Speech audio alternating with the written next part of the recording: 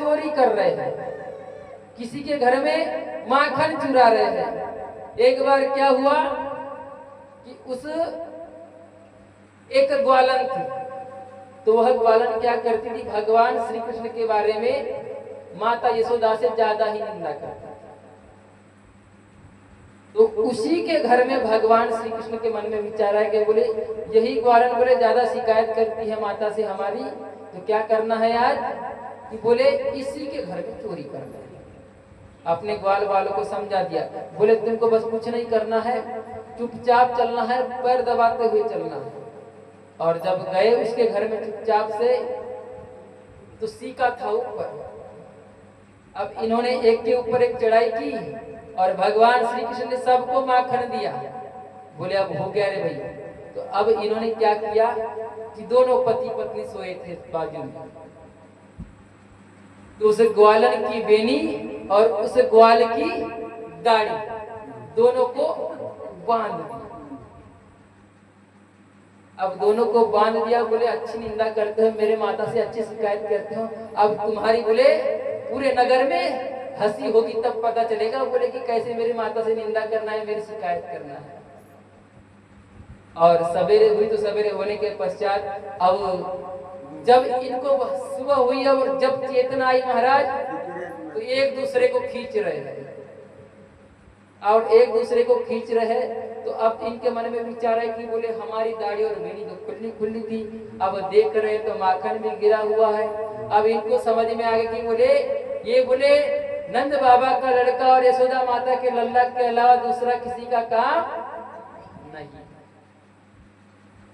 तब अब इनकी बेनी की गांठ और दाढ़ी की गांठ छूट नहीं रही है, क्योंकि गांठ भी किसने बांधा है, तो उसे भगवान श्री प्रभु ने बांधा है। और जो गांठ भगवान ने बांध दिया वो गांठ कभी छूटती नहीं।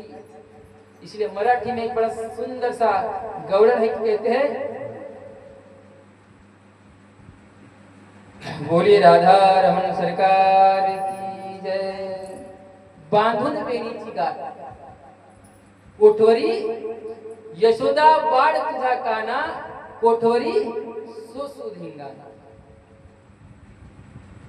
ऐसी गांठ जब बांधा भगवान ने, तो गांठ दोनों से छूट नहीं रही है और दोनों के दोनों निकल गए कहां, तो नंद बाबा के घर में और यशोदा के घर के लिए।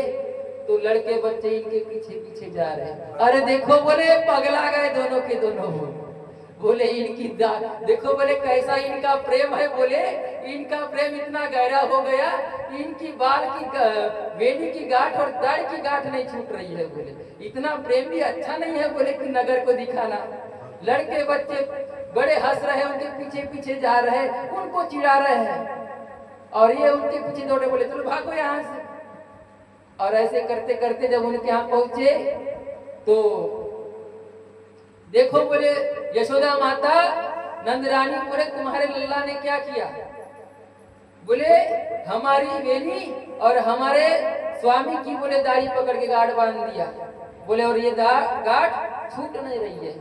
अब वो भगवान प्रभु है, यशोदा माता कह रही, बोले पूरी रात तो मेरे साथ सोया था, तुम्हारे साथ कहां से आ गया और किसने बांधा, बोले मेरे लल्ला पे बेफालतू के बोले औजार रखते हो, बेफालतू के बोले शिकायत करते हो, तुम्हारे को कोई काम धंधा नहीं है अपने घर में, जो हमेशा मेरे छोटे से बालक के 5 वर्ष के बालक के पीछे पड़े रहते हो। ऐसे करते हुए उद्धव जी महाराज विदुर जी महाराज को लीला समझा रहे। बोलिए राधे राधे।